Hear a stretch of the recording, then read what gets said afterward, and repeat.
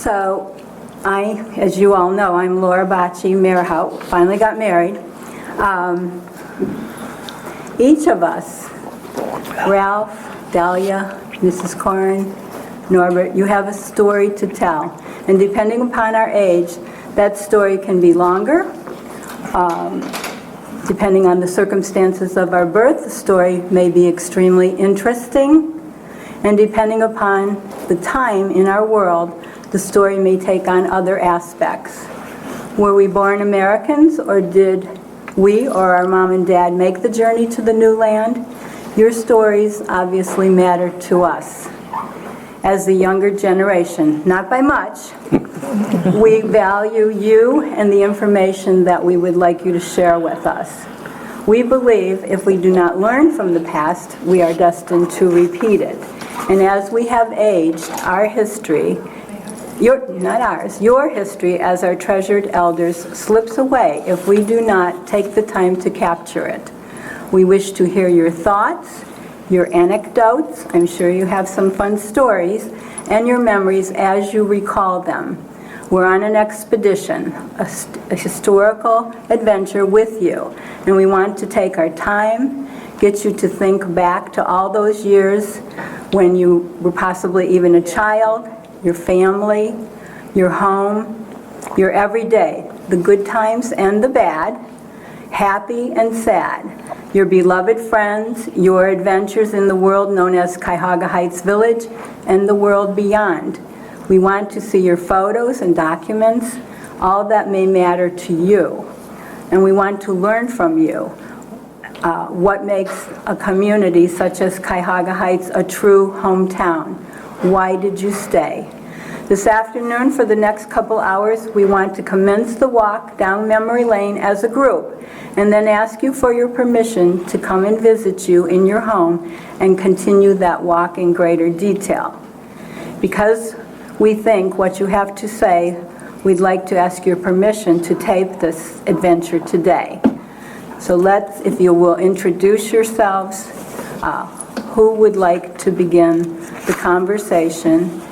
And as I said, I do have some buzzwords that maybe will trigger memories of being in the village.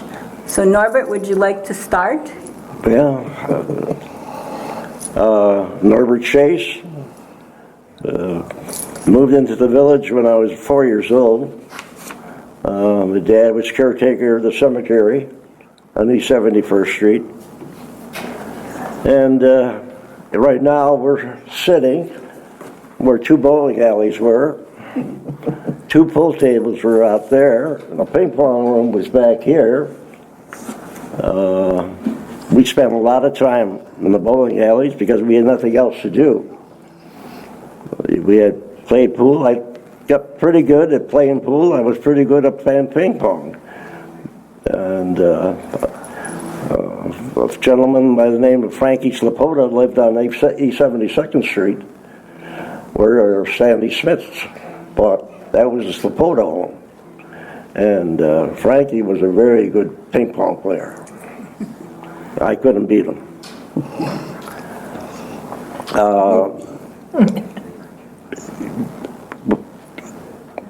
As far as I remember the ball diamond, a great softball field here where the swimming pool is.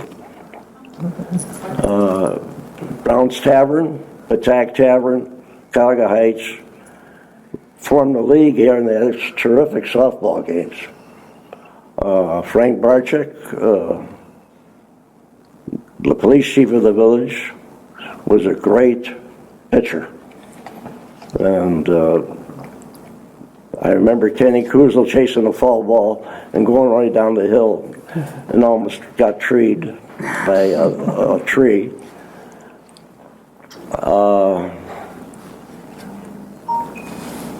Reminiscing, I was very happy to see Laura Hines, the job she's done with the historical. I try to remember the village while I was a youngster. I roamed the hills of East 71st Street between there and the sewage plant. I had my own recreation till I came down and met Don Bowling and Bill Lauer Jr. I spent a lot of time with Don Bowling in his backyard, which is now Leanne Schaub's domicile.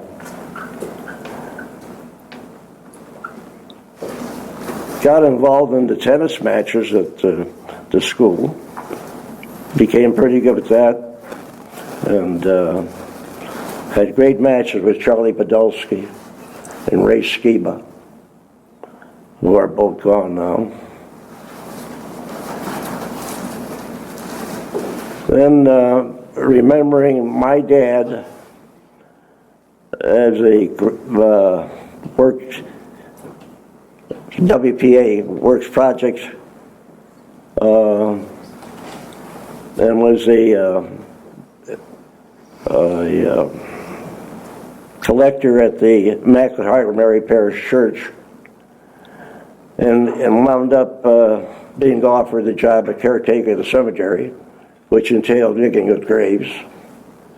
And the man was a master. He did with pick and shovel, 5-foot grave, 3 foot wide, and I would say probably at least half of those graves at the cemetery were dug by him. In the later years, they had a trencher to make the holes. He was a great man, great inspiration. And then moving down into the later years, Mayor Gurdon at that time was looking for new recruits for political office. And your dad, Johnny Bowden, and I joined and formed a ticket with Bill. I was very fortunate to get elected my first time, and I had 10 years. I served with Mr. Klima, with Ralph, Mr. Gallitz, and enjoyed every minute of the village.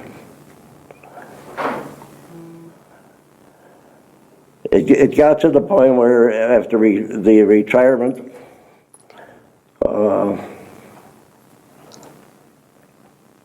I moved away from the village.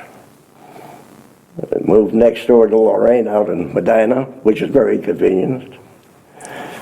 Preparing me for my old age when I won't be driving anymore. I don't know what's going to happen when that comes along now. And I'm glad to have met all these people. I consider them all my friends. And I loved my 34 years in the village. Terrific.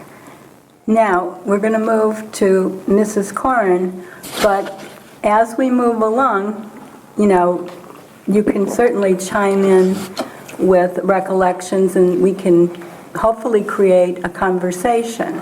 So tell us a little bit about you and then we'll go on. I was 10 years old when my oldest sister married, and she moved on Marceline Court, the corner of Marceline Court and 71st Street. And I loved being here. So I spent all the summers with my sister, and of course the winters too. And so I really feel as though this was my home more than where I lived with my mom and dad. And I can remember so many things that Norm talked about, like the bowling alley. I bowled here with the league for a long time until the alleys were taken away. And I remember something very vividly. Before 77 was even built, a group of us, Marion Gallitz and Alice Boeing and a few other girls, would take potatoes and go down behind the houses, build a fire, and roast the potatoes. And there was a cow that was grazing while we were doing all this. We had wonderful times. I also can remember the dance hall at Tropic Gardens. It's too bad that they got rid of that. That was fun. We used to go to the home days. The mayors, whoever was mayor at that time, did the cooking. He made the hamburgers. And we used to dance and have great times. Those are good old days. Right. And then I went to work at the school. I moved here in 1946 with my husband. I got married and we moved here in 1946. And I worked at the high school for 30 years, which I loved. I just loved being with the kids. And I have just nothing but good memories here. And I bet Dahlia can tell you some of hers. Excellent. Well, I'm Dahlia Trevisani, and I was born here in the village, living in the same spot I was born in. And back then, you were born mostly in your home. And I was told this when my brother, I have an older brother, Victor, who's 10 years older than me, and a sister who was 7 years older than me. So when he came home, he heard me crying, and he said, "Oh boy, I got a brother." And my mother said, "No, I'm sorry, it's a little girl." So that was told to me, yeah. But I must say, I had two wonderful siblings. They were just always there for me whenever I needed them. So, yeah, we always had a good time together. And because I've lived in the village all my life, I've made a lot of friends. Started school in the 3rd grade here in Cuyahoga Heights, and graduated from there, and start working at Broadhead Garrett Company, which I was there for 36 years just before they closed. And I had two wonderful parents that both came from Italy, and I had the good fortune to go back with both of them to see where they came from and meet a lot of my relatives, because I don't have any immediate relatives here. So to me, that was such a wonderful experience to see where they came from. And another thing I have to say is my dad, who came to this country at a very early age, joined the Army when he was 19, and he was a stationary fireman. He fired boilers, and when the war was over, he got discharged, and the commanding officer wanted him to stay in the Army, but he said, "No, I'm going back to Italy to marry my girl," and which he did. And when he came back, well, just before he left the service, his commanding officer said, "Louis, I'm going to give you a letter." He said, "Because you did such a good job on the boilers," he said, "maybe this will help you to get a job." And sure enough, when school was opening, he presented the letter to the mayor, Kennedy at the time, and he did get the job at the school, which he was there, I think about 17 years when he retired. Can I interrupt you? Sure. I remember her dad being the custodian, and he used to always say, "This would be a good job if it wasn't for the kids." Wonderful. He was a great man. He was a I good, was told that many times, yeah. And he loved his job, though. Yeah, he really did. one of the great families of Cuyahoga Heights, the Trevisanis. Yeah. Well, it was great because I had my dad when I was in school, and then my mom worked in the cafeteria for a spell, so I got to see both of them during the day. They were So watching. that was nice, yeah. Yeah, it was most enjoyable having them there. So, but yeah, I feel like I've been very fortunate living in Cuyahoga Heights. I've made wonderful friends, and sad to say that so many of them are gone now. And I have new neighbors, but it's never like it was. Yeah, they were just, if ever you needed help, there was always someone there for you. And it was nice knowing that. So I miss so many of them that are gone now. So, but I'm making new friends, so that's nice too. So. Great. I'm Ralph Contapelli, born and raised here in Cuyahoga Heights, Lake Dahlia. Parents came over from Italy. I'm a first generation Italian-American over here. And it's the same story. I couldn't have picked a better place to grow up in. Cuyahoga Heights, it was wonderful. And like you said, I think back now, the kids I used to hang around with, they're all gone. Right. I don't know if I'm just lucky. I hope I'm lucky, you know. My oldest sister's gone too, as you remember, Corrine. Sure. And I don't know. It's just funny. I remember your dad, though. Did he love baseball? Oh, yeah. Oh, my God. Yeah. Norbert probably remembers, too. You go campaigning. We were a small enough town that you could knock on every door. I talked to your dad. He talked baseball the whole night. You knew more than I did. I thought that was something, you know. It was just great, sit there though. and keep score, Yeah, too. oh, I'm telling you. It was great, though. Yeah.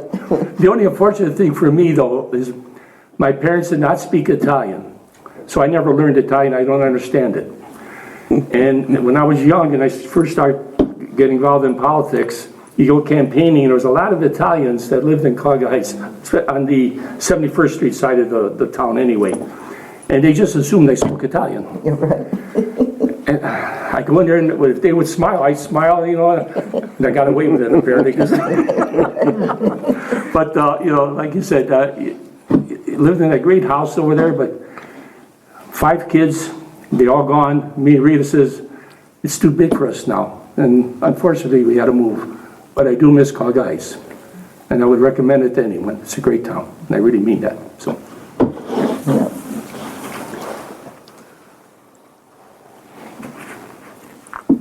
I'd like to touch on, you've all had incredible things to say, but kind of touch on family and community. What created the sense of community for you? And I think Dahlia said, you know, neighbors were always there for you. Talk to me a little bit about the land before I-77 came through the middle of our village. Obviously, there was a valley there and hills to run around in, and that's always fun for kids. But I think there were, I've been told there were farms. I don't know if the farms were before you or at the same time as your childhood. So let's talk a little bit about that. The farm, Okay, go ahead. Go ahead. where the school is located was a big farm. And a nice young kid, the name of Kutka. Good Italian boy. Yeah, he was a great kid. And when the school bought the property, they decided to build there. They went back to Italy. But that used to be a hill, a big farm. And we used to, I knew the farmer, we'd go in there and talk with the guy. It was real nice. I don't remember, the Historical Society says that your house was originally the house Across the street. that's across the street, which was a wooden home. It was the Willow Inn. Yeah. And I thought that's where the Wojciechowskis were raised. Oh, I don't- I remember when they moved that house. That's, yeah, They the- moved a that hotel, one yeah, and yeah. Ferrars. right, that, And the yeah, mayor at that time. yes, They moved 3 of them. Yeah. yeah. And they went right down the street. Yeah. Everybody Kennedy, watched. Farrar, and whatever ours was at a hotel. Yeah. Yeah, yeah. Back, the main thing about growing up in Cuyahoga Heights, it was just a great time. Everybody knew everybody. And of course, when you got into politics, going door to door, you meet everybody. You're And right. even- Everybody, you knew, you could say, so-and-so lives in Yeah, that right. house. And All the way around. Ralph and I ran on opposite parties. That's But okay. that was Cuyahoga Heights. That's Cuyahoga Heights. You grew up there. So what? Yeah. And I think we all contribute Yeah. for the betterment of the village. Do you remember the little store that was where the... Jessel?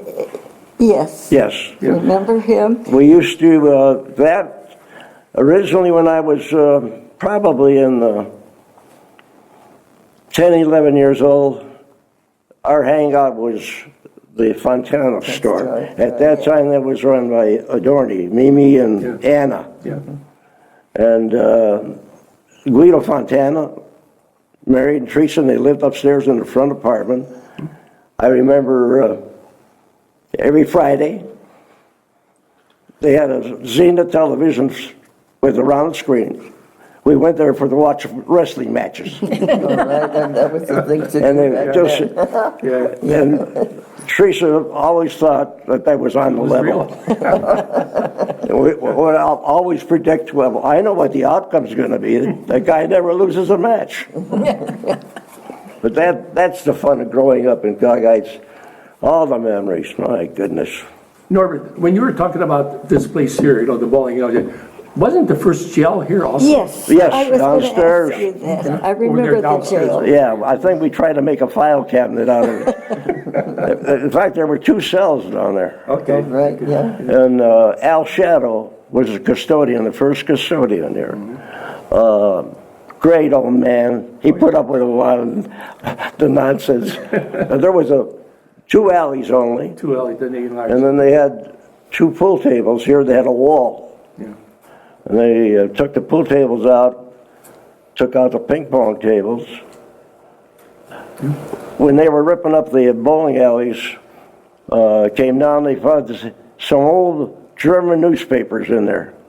The guys that had built the alleys, evidently when they ate their lunch, put the paper underneath. I thought I saved some of those and put them in a showcase upstairs. Strictly German. Yeah. That was the fun. The ball diamond here, I didn't want to see the swimming pool go in. I wanted the swimming pool to go across the street at the school. I remember the baseball games. Those were great, great games. And I remember the first football field for the high school was on East 49th Street, back where the General Electric is. Okay. Was a Foundry Sand, and that's where they played their first year. Holy cow. I don't, if they ever had any pictures, I've never seen them of that field.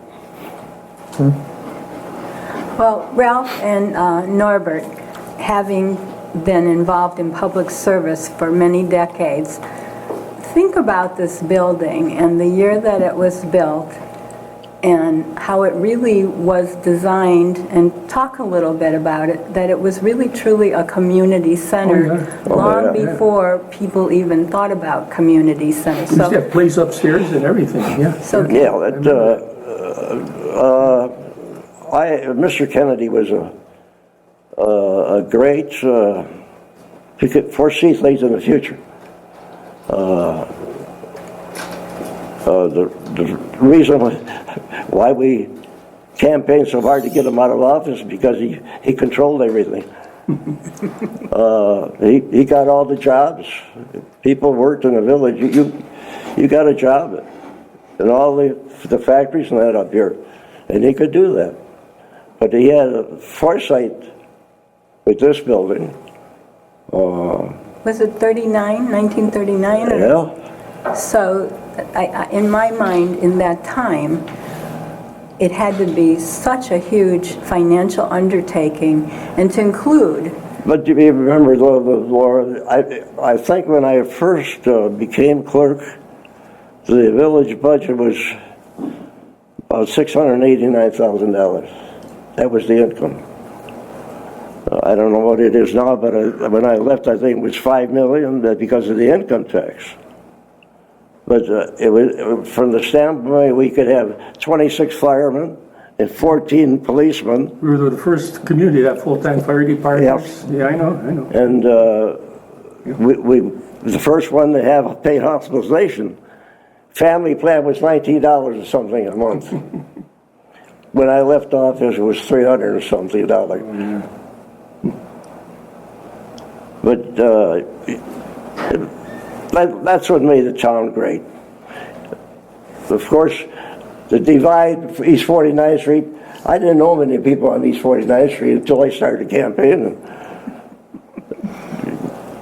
But once a year, you came to the home days. And that's where everybody got together. It's a dance hall, yeah. Someone talk about Chapik Grove, because I remember maybe 4 buildings. Do you remember 4 buildings? We had a little Yes. outside, about 3 or 4 booths like. They were food stands, and then a big dance hall. Okay. The veterans, always held a clam bake. And so we'd all go and pitch in and clean chickens and vegetables and everything and scrub clams. And we did it in one of the little buildings. And then they had, well, like I say, the mayor always cooked the hamburgers for Right. the home days. And they were real old-fashioned home days. Yep. You brought a basket with your food in, or you could buy it there. They had entertainment, dancing. We had great times. Yeah, I think the riots probably came in when Ralph Bloom. Yeah. Ralph was associated with carnival people, so that he was able to bring it in, and it made a big difference. It drew more people.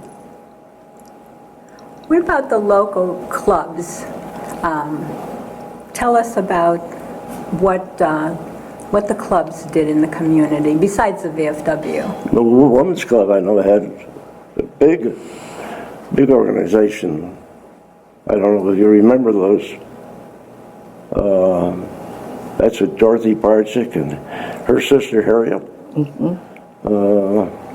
My sister. I think Annie, she was involved with the group.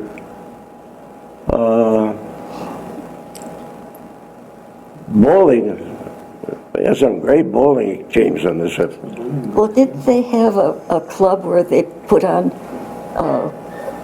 a wedding? I remember seeing pictures of Marion Gallitz as the bride, and it was upstairs in the auditorium.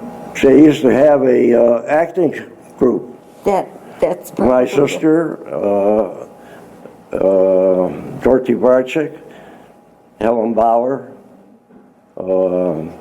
Kenny Farrar, Yes. and his brother. Howard. They had plays upstairs. Oh, they were Yeah, great. they were very good. They had plays, and Man. we would go to watch them, and Yeah, the theatrical group. I haven't thought of that in a long time. I have a picture of Dorothy Barczyk and my sister. They were real thick at that time. In fact, the picture I saw, Marion Gallitz was dressed as a bride, but she was just a little kid. The Boy Scout troops came in. I don't know about the Girl Scouts. The VFW was really a large organization. Do you remember Toscana? Before the building was built, it was a church. I brought pictures. We got our wedding was in the old Toscana. It's the upstairs and downstairs. That was an upstairs. For dancing, and downstairs. Downstairs, they had a bar along the one wall and the dining area. Right. We had for our wedding, we had about 3 shifts Oh, because you couldn't. fit them all in at one time. And then when they remodeled the hall, that was his sister. The first wedding Corey, yeah, was in that. 1950. That was a beautiful hall before the fire destroyed. They want to give up their private room down there, but they Yeah, give it. yeah. I know.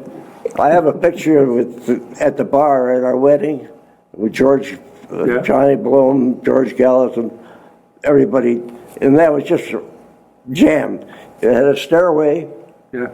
very, very small building. You walked in the front door, and this huge dance hall. with a bench all the way along the side. And in the west corner, there was a platform, and that's where the band. Yeah. And they had dances. Yeah. I remember going to some of the dances, and they were Yeah, fun. and there was a stairway past the dance floor to go down to the bar. They had a doorway that went outside, and they even had the first clam bakes in that small facility Downstairs, yeah. Yeah, downstairs, because the members wouldn't let you go in. yeah. So you hope for good weather, so the doors were open, they could in and out of the place. But that was a huge. Moneymaker. Oh, yeah, well, that was and of course, I remember a group from Warner Road and a group from Independence, inevitable dances that they held, that there was going to be a fight. A lot of fights. They would actually start clearing up, and these guys. They play model, and oh my God. And then I remember the Toscana picnics at Jerome's Grove. Yep. The Magistrellis, Oh, yes. the husband and wife would start an argument, and then the brothers would get involved. Oh, yeah. Then Everybody was every fighting. onlookers would come and try to second. Then they turned and they joined each other, Yeah. and then there was a battle royal. The same thing, they played baseball. They had a softball game between that and the Warner Road group. And then inevitable after somewhere in the ball game, a fight started. Oh, yeah. And then right in the middle most of the time was my brother. He played third base, and the guy would come in, and my brother would just wrap him. I remember my dad told me that he was a member of the club, and they were looking for a place to have a building, and the church, I guess, were looking to sell it. So they authorized him to be the spokesman for the club to go to the church, and he authorized $3,000. So when he talked to them, they wanted $3,500. So my dad said, well, he said, what am I going to do? He says, he said, okay. Goes back to the meeting, and he tells them, that it's going to cost another $500. One guy got up, and he says, that has to come out of your pocket then, But they all approved it, don't get me wrong. I finally got somebody to quit the club then. That's just the way they were, I mean. Oh, I tell my club, then they had a 4-H club too, though. I remember I was in the 4-H club for a while. That was Mr. Bledge with the church, and Mrs. Dustheimer played the organ. Yeah. A lot of people didn't like that the Toscana Club became a place to have weddings, because it was a church before, now they sold liquor, so, Yeah. yeah. Those are the days. So in my memory, food played a really big part of the community. Who wants to talk about food, gardens, anything that tickles your fancy? Did you have a garden? No, always. Look at the Italians and their gardens. Oh, I gave that up many years ago. always had garden. They still do. Yeah, Your parents had that. My dad did have one on the side of the yard. I remember the big gully where Jack's house is now. Used to be a foundry dump. And that was all, behind there was a big ravine that went all the way around the other side of the cemetery. That's all filled in. There was a gas station back there. Remember That that, was- one? that was- Long time ago. That was Hank Domzalski. It's way in the back. Yeah, well, in the back was the house that eventually wound up on 71st Street. Yes, where that was Malik's lived. Malik's, yeah. The other house where they moved the house from the cemetery was on no foundation, but big boulders. When they moved that house, and they bricked it, that was at the site of the gas station. Well, wasn't there, And then Hecker's house was next door, was still there.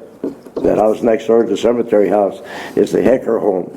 The home in the back was Hecker's other place that they moved up to Malik. That is the place where Biden, Billy's sister, was shot? was shot. in that back house, Yeah, It's way in the back. way in the back. I remember that. And then the Miller sisters, next door to the cemetery, was a beautiful home. And That's where the tennis courts. yes, they had a brother who had a Model A Ford. In the wintertime, he hoisted it up in the rafters, bring it down in the spring and take it out on the road. He was a great guy. But Jessel's store, of course, That's where the kids used to go for their lunch. well, we hung out there during my junior, and senior year. That was a regular hangout. I think John Pelagi, Lenny Adorni, and your dad were about the only ones that had cars. So we would all wait for somebody to offer to take us for a ride. Most of the time we went down to Zizek's, down on Harbor Road Hill. It's a great place. We found out that the hamburgers were horse meat, but They were it was good, delicious. They really were. And John Pelagi, John was tight with his money. He was also tight with who he was going to take in his car. Your dad always had the front seat, though. And we'd always go down to Zuzek's, and John would have trouble paying for his stuff. One day, we all decided we were going to fix him up. And so they had a cashier at the door. So as we were walking out the door, each one of us would say, he's paying. John was the last one.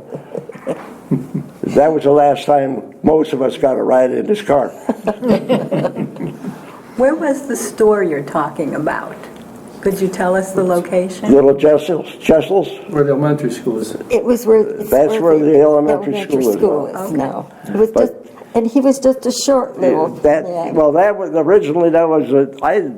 according to the historical, that was a drugstore originally. I don't remember. Kaufhaus's Dairy was back behind the Evans house. Well, that's one thing. I never knew there was a dairy. Yeah. I would go back and forth walking to school, and then when they start tearing it all down and everything and building the school and everything, because the shrubs were so high you could never see over it. Yeah. And when they said there was a dairy back there, that really surprised me because I never knew. Yeah, that was Kaufhaus. And they moved out to 303 in Brunswick. He developed. He owned a lot of property on 303, and that is one of the main routes in Brunswick. I think he's still involved in his family's involved in the realty out there. Remember Mrs. Jessel? Oh, Big, yes. heavy woman. Her eyes were one looking that way, one looking. I'm not trying to make fun. I don't mean it that way. But you never know she was talking to you. I mean,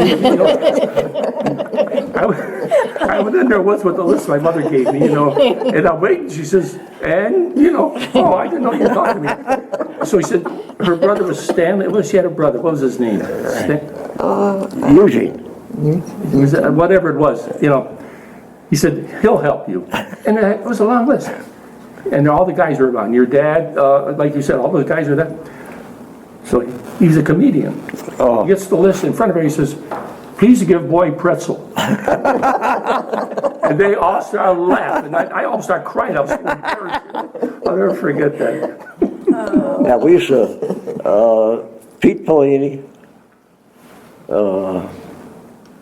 John Pelagi, they played the Italian game. Oh, Boccia? Motto, fingers? Yeah. Motto, yeah. And Show us that game. You throw out, you try to guess the combination of what he's throwing and what you're throwing. So if you throw out 3 fingers, and you guess he's going to throw a 4, you say 7. And that's the whole game. Oh, It's just a guessing so game. it's numbers. But argue, oh my God. it was yellow. I had 3 fingers, Every picnic and everything else, it was natural in every picnic. Somebody would start. It's got all over it, I'm telling you. But Pete Polini, Pete knew psychic. He knew the cards. Nobody wanted to play cards with him. You could see we had a lot of fun. Yes. I want to go back to food, because I recall lots of ladies that made lots of different but very good food. So how about you, Dahlia? Tell me about your mother, her kitchen, her garden, what kind of food she prepared. Well, they were both very special people. And I don't know if you all remember, our house was the last house on the street as you're going down. And now it's completely different, you know. And they used to garden it all. It was all level land as far as you could see alongside of us and behind us. And they used to farm it, and mostly corn and tomatoes, and then we would sell it in our front yard. And they would do my mom and dad would do all the hoeing and everything, and my job was, after they made the hole, I would put the seeds or whatever into the hole. And then my dad made the hole, I put the seeds in, and my mother would cover them. And it was just a joy for me that when they started coming up, I did my job well. Yeah. Yeah, and it's something they used to do when they were in Italy, and they still loved gardening, and they would still, you know, make sure they had a garden every year, and which was wonderful for us. We had all this fresh vegetables all the time. And yeah, and they were wonderful parents, and they were so happy that all of us got to stay in the village. We worked in the village. When my brother came home from the service, he got a job, was offered a job as a fireman. And before he went in, he worked at Harris Sibo, and he was working on one of the machines there that we were making things for the service, and he was the only one at the time that could use that machine. So he had 2 furloughs because of it. And all his friends were going into the service, and he said, this is it. He said, it's something I need to do. So he and Joe Crooks happened to be going at the same time. They went in the service together, and they would see each other whenever they were actually before they went overseas, and they were both fortunate to come back together. So that was wonderful. They were in the Third Army. Yeah, They were good friends, I remember that. Patton's Third Army. Oh, yeah. wow. They're good. I think if I'm not mistaken, that they uncovered one of the concentration camps. Oh, dear. That they were one of those initially that, and those are the things that those guys that went through. I was fortunate. The war was over. I went over for occupation force, but those guys that went through that, they don't talk about it. Getting back to the food, when I got married, the first meal I had with Mrs. Polini, I was used to one course. John, her son John, didn't like chicken. So John had to have special food. Beside all the pasta meals, the ravioli, the soup with the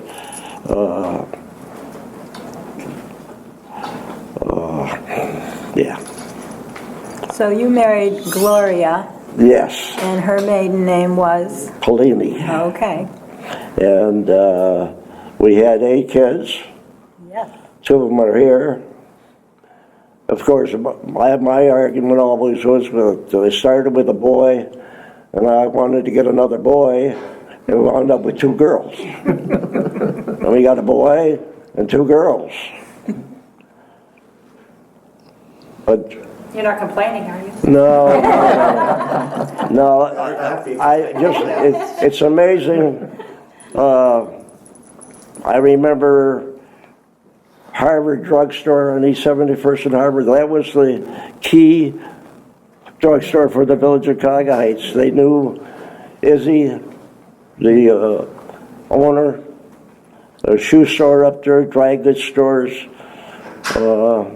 Bakery shops. well, bakery shops, ice cream stores, they were all there. We walked, a lot of times we walked there all the way up to New Victory Show and back.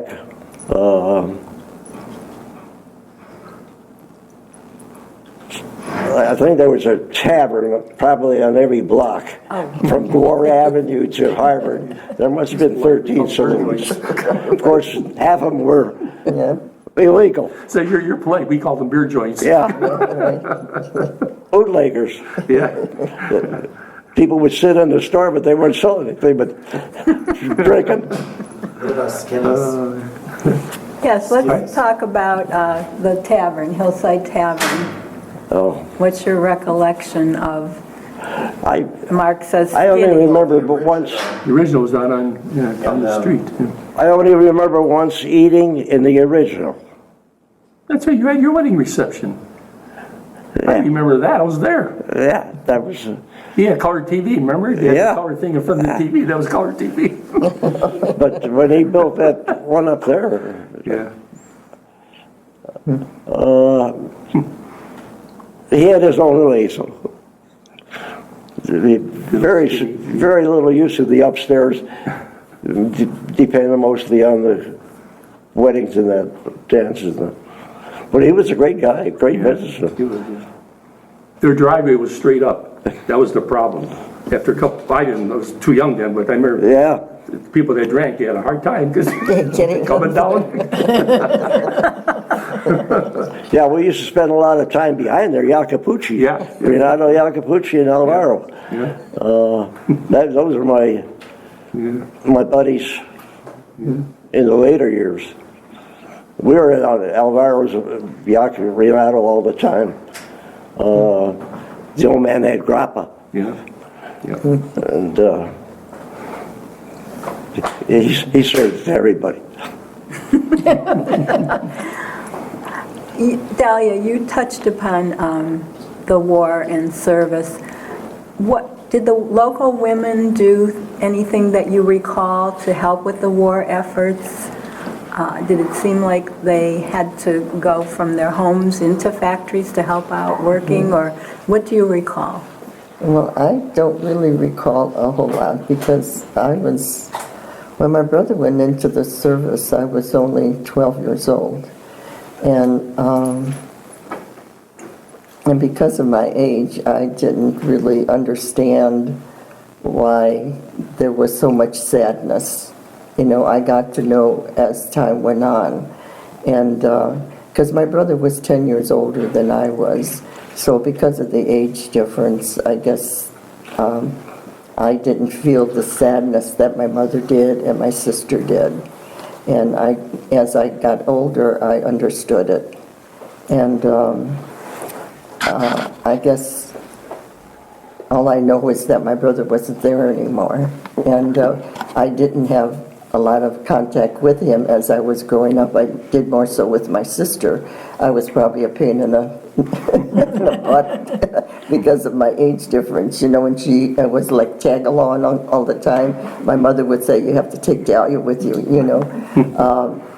So I guess I didn't feel the pain of war like, you know, my sister did. And my sister, she wrote so many letters to most of the fellas in the village that were gone and a lot of our friends.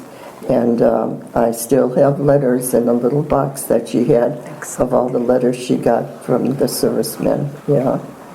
So I guess I didn't feel it as much as the rest of my family did. I don't remember any women's. The only one I remember being in the service was June Kanak. I believe was in the Army. There was a name Bass on the list, a lady's name Bass.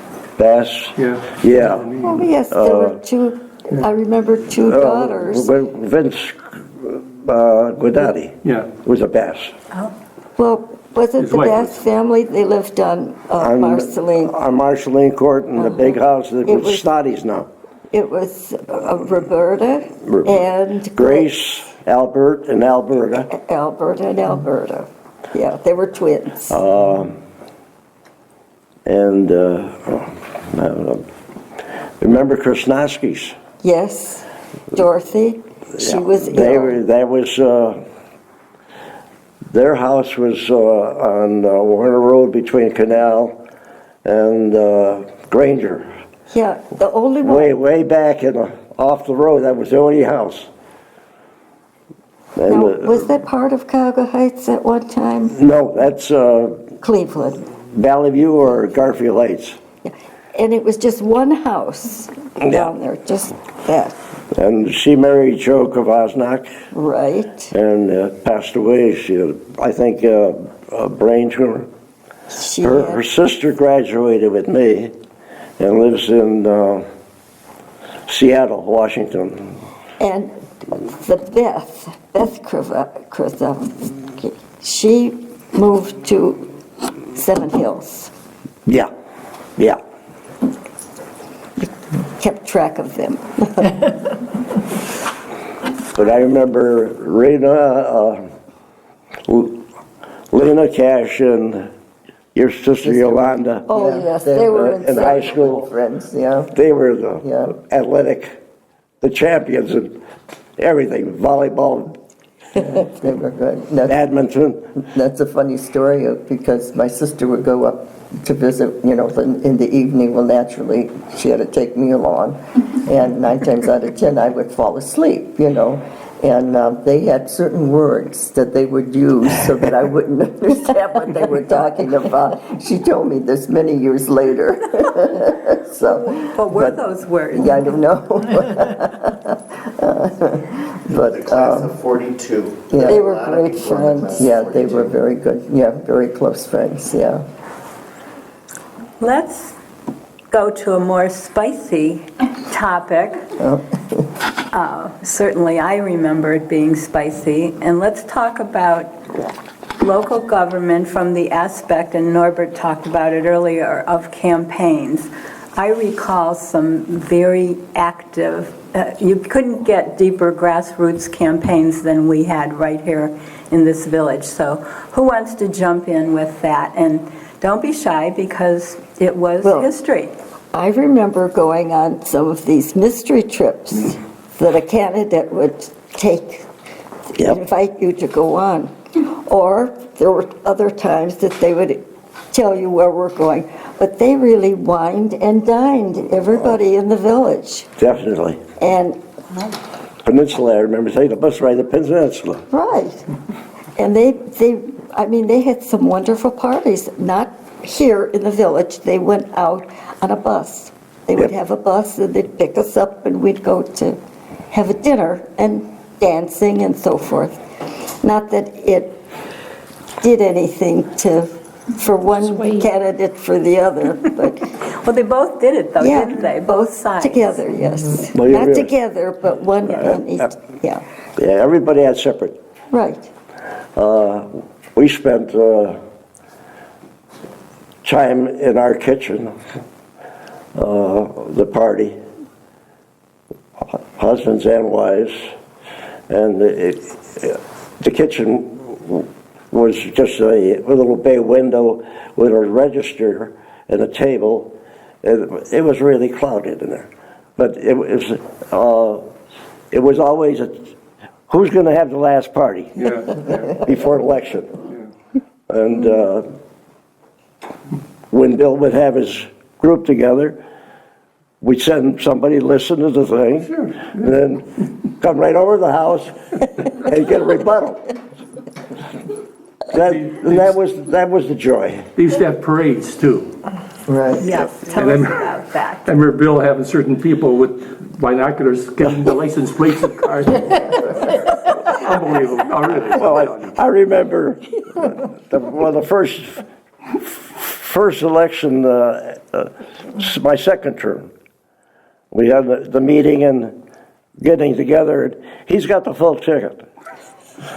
And he would ring up, I'm going to call Bill Randall. And Bill, I got an opening on the ticket. And everybody sitting there, Bill would turn them down. But he did that all the time. Yeah. And the little Jessel, I remember the time on election day, he wasn't registered in the village. He stood out Oh, okay. with the politicians Yeah. on the corner, and Bill said, "Go inside the front door." He started in the front door, and everybody, "Hey, where's he going? He doesn't vote in here." Bill told him, walk right through, went right up out the back door. He came out.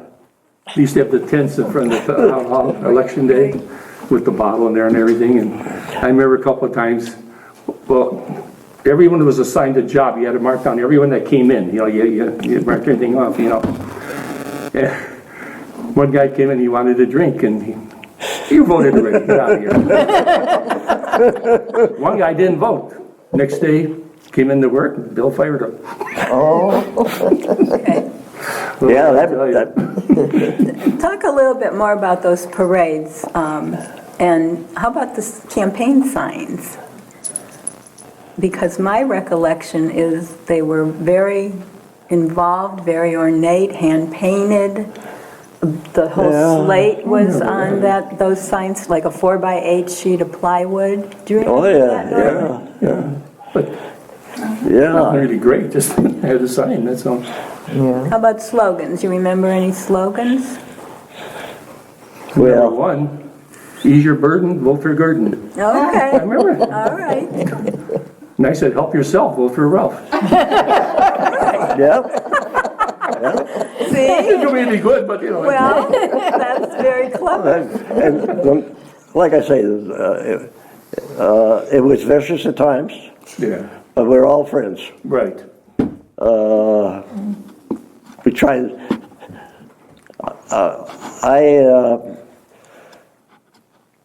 We had a basketball team, alumni basketball team. Clary and Hank, Victor, and I got basketball uniforms from some guy in Parma. Bill was supposed to pay for them. And we had one of our meetings at the house, and I mentioned, Bill,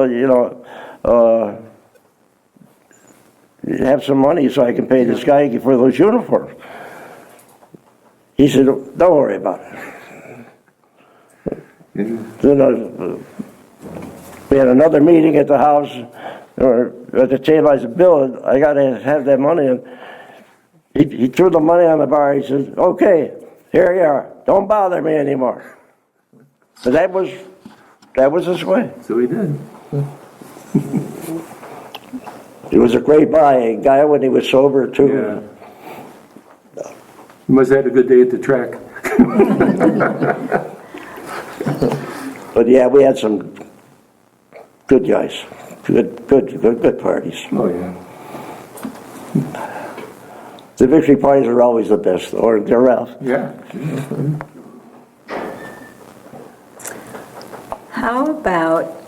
How do you see the village today? What are your thoughts about, it was always very good, where do you see it now, if you had to comment on that? It's, you cannot measure the people that were in Cuyahoga Heights in the 50s, 60s, the old families. Remember the fire and policemen had to live in the town. And that said a lot because they took the parents' homes and lived with them. When they had the opportunity to leave the village and still maintain the job, that changed the population a lot. And I think it's changed a lot more now. I don't know if anybody, are there any old timers left? Few. Mrs. Smith was probably one of the last ones. You sit next to Well, him. she, Harriet and Dahlia are here. Yeah, Harriet, yeah. There were a lot, the guys like Gulfwood on the Wednesday League, I'm the last one. I'm fortunate. I rue today, I love my life. So far I've been in good health, and I can't ask for any more. The good Lord has given me another year, and I'll make the most of you'll it. be around for 10 more. But that, you can't, your grandpa or grandma, Rouse folks, Erman Platch, the Trevisanis, camaraderie. I don't think it's here anymore because it's mostly strangers. No, it is. No, you don't know anybody. No? I think that happens to a lot of places. I- Yeah. We're not unique, it's just unfortunate.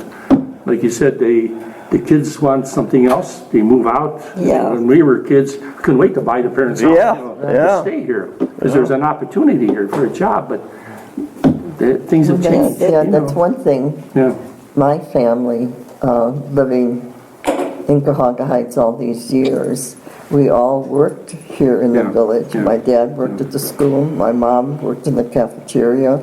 My brother, when he came home from the service, became a fireman. My sister, when she was out of school, she worked at Federal Foundry. I worked at Broadhead Garrett. And we basically made a living here in Cuyahoga Heights. I love that And that's Broadhead kind of Garrett. unique, you know. I like the really. Broadhead Garrett original building. Right. Oh, yes, I right. like that one too. I was so disappointed when they ripped that place down. Yeah, right. That was a beautiful. In fact, I worked there for 7 years. I can remember when I was involved with Little League, me and Sam, we managed the Cuyahoga Heights Little League. Right. We had enough for 2 teams. Right. Now, Yeah. our kids go with Brooklyn Heights or Valley Yeah. View because there's not even enough for 1 team anymore. Mm-hmm. There's no young kids coming up like there used to be. No. No. It's unfortunate, I know. It's still a great town, but, Yeah, you know. right. And we all, with all the sport events, we were all part of it, Yeah. you know. Yeah. We could enjoy it together. And I think that's what, you know, I miss about the place now. I mean, I very seldom even know my neighbors now, where That's true. Yeah. before, I mean, I could visit with them, you know, in the evening if we're just sitting around, or, you know, they'd come over, I'd go over their house. It's not that way anymore, and it's sad. It's really sad. So if you, if I asked you, which I didn't tell you this in advance, but in a few words, I think you've described your lives in a lot of words today, and it's really good stuff. But Dahlia, why did you stay? Why did I stay Right. where I'm living now? Yes, yes. And I think you've Because, touched upon it. I mean, that's my home, you know, and I've lived in the same spot all my life. We had, when I was little, we had an old, and I believe me, it was an old house. It was a farmhouse, I guess, originally. And we had all that land. I mean, we had pigs, we had chickens in our, you know, in the same area I'm living in now. And it's so hard for people to realize that it was all level ground. And it was just a wonderful place to live. And I had so many friends here, and I couldn't even imagine going anywhere else. And I know I will stay as long as I'm able to live in there, in my own house, right? So, and I will always remember our wonderful neighbors like the Kaczmareks, and it was the original, the husband and wife, and then Benny came along, and they moved into the house, Benny and there was David, the twins, David and Diane, Ron, and Larry. and they were all, there, and we were great friends. And Yeah, the Henrys too, and the right? Henrys, yeah, Kenny was in my, although he didn't graduate, but he was in my class. And Okay. Tilly was such a wonderful person. She was just, she was an angel, really, yeah. So I have a lot of memories of, all my neighbors that we all got along and helped one another. And that's why I can't even imagine not living there any, a day may come that I can't, but up until that point, I will stay. Mrs. Korn. So you stayed here too. Same kind of thoughts or anything you want to comment on? Well, I always loved Cuyahoga Heights. My parents and I lived in Garfield Heights. And my sisters were both, I think I was an afterthought. There was like about 10 or 12 years between us. A blessing. A blessing. And when my sister moved here and I started coming to visit with her, and then I met all these wonderful people, and I never went to a basketball game at Garfield. I had always come to Cuyahoga Heights. And it was just meant to be. I got married and we moved the minute we could find a lot to build a home. But I spent most of my life here in Cuyahoga Heights. Excellent. Well, I want to thank you all. If there's, as we move forward in this process, I'm hoping, if you want, that maybe we'll have some one-on-one interviews with you in the comfort of your living room. And as you go home today and maybe look through, I know Norbert brought a whole slew of great things with him, but if you'll look through your treasures at home, the letters that your sister wrote or received, that sounds magnificent. I know Mrs. Korn has been looking through her things, and hopefully Ralph is doing the same. If you have things that we can scan, I found some things from my grandpa and grandma Bocci. One is a birth certificate, one is their marriage certificate, one is a photograph of the firstborn grandchild, and then they didn't care about the rest of us after that, or they couldn't afford to do a family portrait. But even some postcard that were from the little town in Italy that they came from. And I know, Ralph, I think, was it your father served in Italy? You mean in the Army? Yes. Yeah. So if you have a photograph of him, I happen to have one of... I'll look. Corey might have saved some stuff. Right. Yeah, I'll look. I'll So look, we'd yeah. like you to continue this process, mining the history so that we can share it with everyone else. And we'll go from there. And we're so appreciative that you came today. It's been wonderful for me. I'm sure you feel the same way. Listening to this, it gives me goosebumps. So thank you so much. And you can't go home unless you take a piece of pastry. Or two. Well, thanks for asking us. Yeah. Yes, I appreciate it. Thank you. It's been wanting to write down, to mention to Lorraine. I started trying to remember coming down 71st Street from Grand Avenue, the different houses that were there, the Kaminsky property, which we never took a picture of that building before we ripped it down. Yeah, wasn't that good? That was the tavern right on the corner by Benjamin Moore, which is a Okay. parking lot now. Yes. And the open fields, the Zalski home, open lands of the cemetery, and then the big farm, down to Milicheski. You remember Milicheski? They were the last house after yours that went back in the big farm in the back. Augie was my age, and the older brothers drove for Kaiser Nelson down in Valley View, on the sand company. Norbert, maybe you remember, before, not that you were alive then, I don't mean that you're not that old, Well, but stories. yes, Before the sewage plant went in, yes. wasn't there a lake down there? There was a little pond, Was it just a they pond? call it Four Corners. Oh, I thought it was a lake. No, They did have an outdoor movie. yes, outdoor Canal Road Remember that? Drive-In was there. Oh, no, before that. No, not Canal. I remember that. There was Sunny Pond.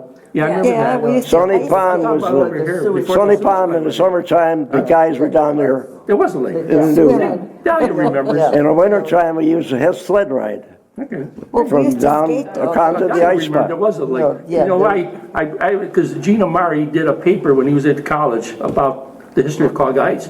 I don't know where it is now. I mean, and he mentioned that in there. Yeah, Four It's called the Corners. Willow Lake or something. This is Willow Township. That's all I Yeah. remember. And there was I remember another that. place, Mill Creek, another little swimming hole. The Oh, guy yeah, the used blue to, hole. But that would be on this side. Just behind her house. Yeah, right. no, I'm talking Oh, Mill down Creek there? over there. Mill Creek's over there. over in Independence, on the bottom of the hill. Do you remember that great big iron bridge that came over? But, Yes, It wasn't. my got a picture of that. Do you? My brother. That's the bridge, and Sunday afternoon, It was, they had a traffic cop. Did a boat. You came down 71st Street Hill, and you had the railroad track, and you had the metal bridge That's how you big learn. metal that went up bridge. to 21. Oh, I could sit on Eleanor's front porch Okay, good. on Marceline Court and see all the way down to Independence. oh, It was straight, and there was this big metal bridge that went over the canal. okay. Yeah, I yeah. There was Not a- everybody can remember that. There was a railroad spur, they had Pullman cars that the Mexican from Independence, from the Oh, Independence they School. lived on the other side Lived of in the that. canal. You Yeah, I could see remember that that. Lived in those Oh, and that was Pullman their cars. housing. Yeah. Okay, That's back towards Value City, okay. the spur. Boy, this is Right, digging well- back a long time ago. That's a long, It's a few years. that's But a little bit like 85 years, that's all. Make it 80. 80, only 80. Well, that's good. Your memories have been exceptional. And again, I hope that you'll continue to think and share information with us.